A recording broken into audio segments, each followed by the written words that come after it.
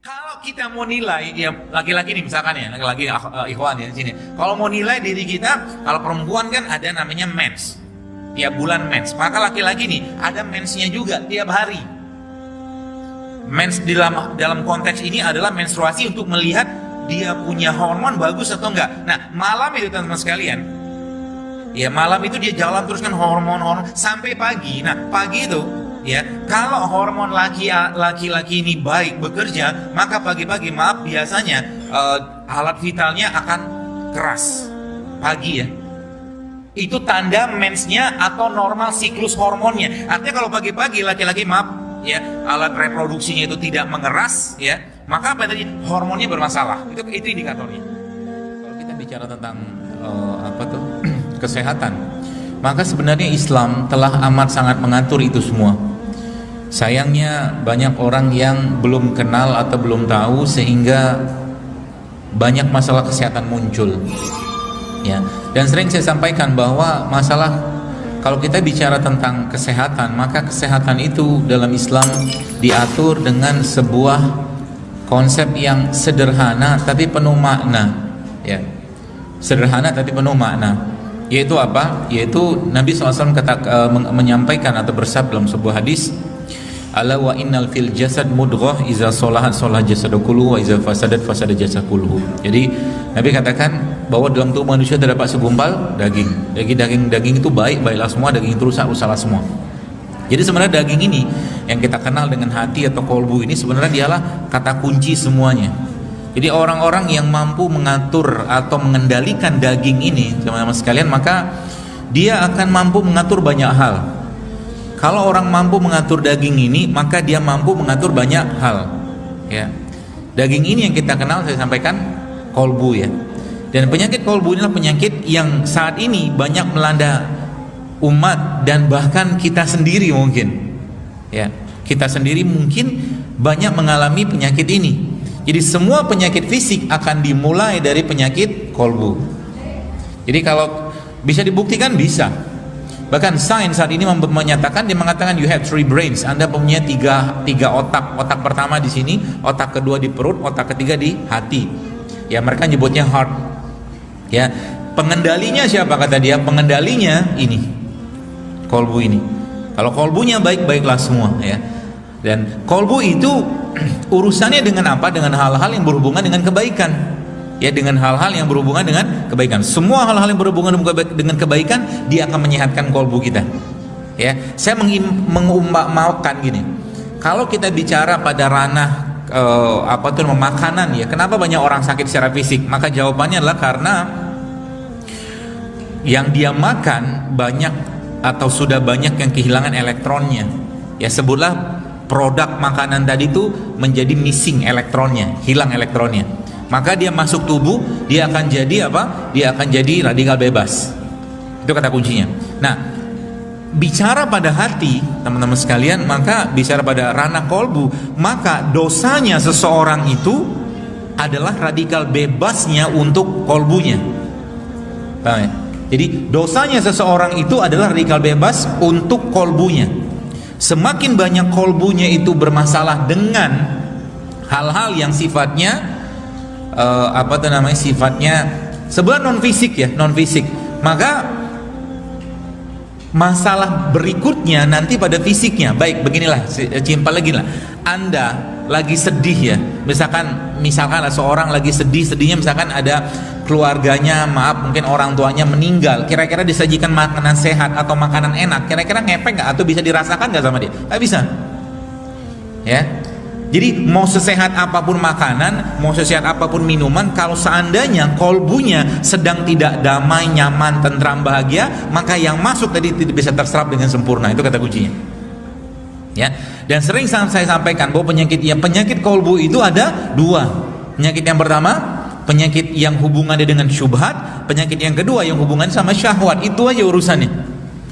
Bagaimana kita menelaahnya? Baik, tanyalah sama orang yang. Jadi kalau kita bicara tentang bagaimana kita menjaga kesehatan, maka mana dia? Saya tanya, kira-kira orang yang kena stroke sering puasa nggak? Menurut Anda sering puasa nggak? makan yang sering. Betul? Orang yang kena kolesterol kira-kira sering puasa nggak? Ya, nggak usah pakai ilmiah lah, itu udah ketahuan. Ya, badan sudah segede-gede gaban, sudah berlipat di mana-mana, masih juga makan nyampah. Ya, nyampah itu apa? Ya Anda tahu lah, sebagian sudah tahu, yang ngikutin saya di IG udah tahu tuh nyampah itu kayak apa. Ya, jadi ini kuncinya. Baik, sebutlah mungkin kita bicara pada ranah lapar, lapar atau melaparkan diri. Lapar atau melaparkan diri.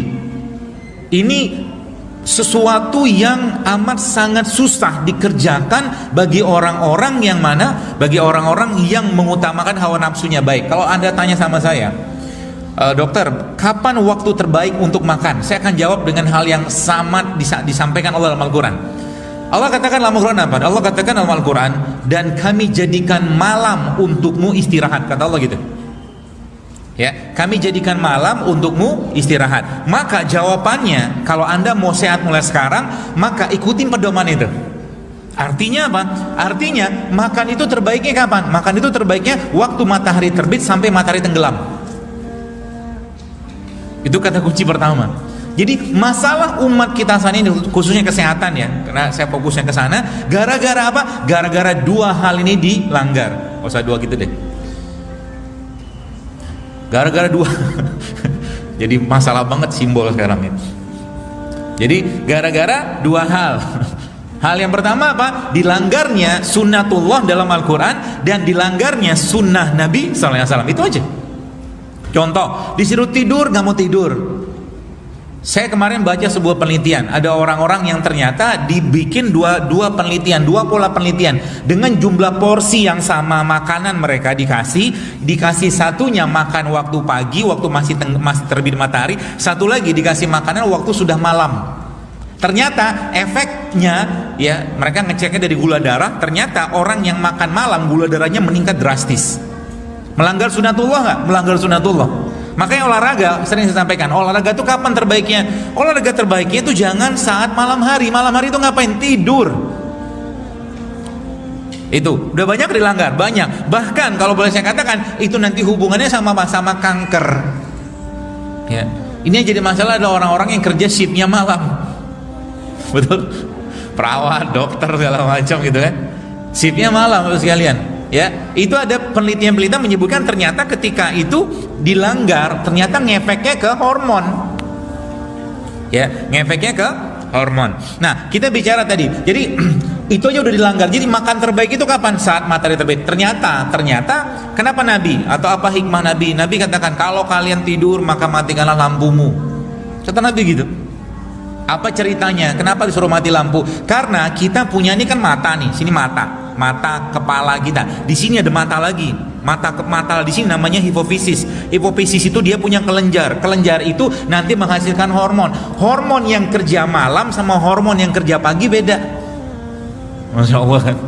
Jadi hormon yang kerja pagi, kenapa disuruh buka jendela? Ketika kita di apa ya, kalau ahli-ahli mengatakan ketika Anda pagi hari ya usahakan dapat sinar matahari, sebab sinar matahari itu ketika dia datang menyapa kita, katalah bahasa puitisnya gitu kan, apa yang terjadi? Melatonin mulai akan terjadi penurunan konsentrasinya pagi ya. Malam dia dia diganti dengan apa? Dia akan diganti dengan adrenalin. Itu baru satu hal aja kita bahas. Jadi malam itu ketika pagi hari, kenapa kita disuruh pagi hari buka jendela, keluar, ketemu matahari? Karena fungsinya adalah untuk menurunkan konsentrasi dari melatonin atau hormon tenang yang munculnya mulai sejak matahari tenggelam. Paham ya? Masya Allah kan? Jadi kalau kita mau nilai, ya laki-laki nih misalkan ya, laki-laki ikhwan ya sini. Kalau mau nilai diri kita, kalau perempuan kan ada namanya mens, tiap bulan mens. Maka laki-laki nih ada mensnya juga tiap hari. Mens dalam konteks ini adalah menstruasi untuk melihat dia punya hormon bagus atau enggak. Nah malam itu teman-teman sekalian, ya malam itu dia jalan terus kan hormon sampai pagi. Nah pagi itu ya, kalau hormon laki-laki ini baik bekerja, maka pagi-pagi biasanya alat vitalnya akan keras. pagi ya, itu tanda mensnya atau normal siklus hormonnya. Artinya kalau pagi-pagi laki-laki, maaf ya, alat reproduksinya itu tidak mengeras ya, maka apa yang terjadi? Hormonnya bermasalah. Itu indikatornya. Ya, jadi pagi-pagi itu waktunya, kalau perempuan ada menstruasi, keluar darah segala macam, nah itu bisa ditandai biasanya perempuan kan ada premenstrual syndrome atau PMS, menjelang mens. Laki-laki itu dia munculnya sebenarnya pagi-pagi. Kenapa kita disuruh berjima atau berhubungan tuh pagi-pagi dan diambil disunahkan pada hari Jumat? Karena memang pagi-pagi itu masih ada sisa kerja hormon dari semalam yang ditunjukkan dengan tadi saya katakan alat reproduksinya mengeras seperti itu. Kalau itu nggak ada masalah. Ya, itu baru satu. Jadi disinilah kita belajar ternyata Allah memberikan banyak sekali tanda-tanda, ya tanda-tanda kebesarannya kepada kita teman-teman sekalian, supaya apa? Supaya kita belajar di situ. Belajar mengendalikan apa? Belajar mengendalikan hawa nafsu.